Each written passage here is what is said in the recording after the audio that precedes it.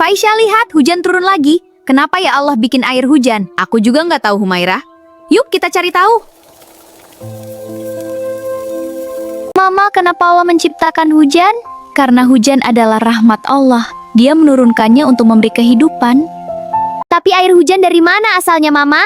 Yuk, kita buat eksperimen kecil. Ini namanya siklus air. Lihat, uap air naik dan mengembun di tutup panci menjadi tetesan air. Wah, jadi begitu cara kerjanya.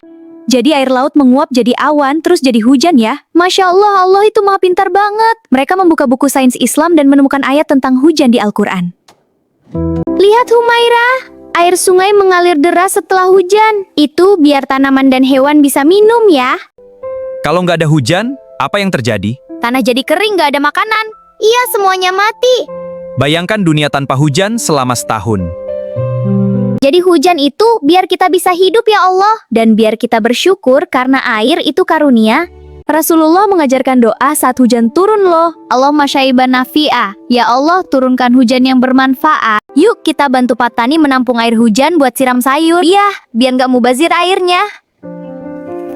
Aku janji nggak akan menyia-nyiakan air. Aku juga, karena itu rahmat dari Allah.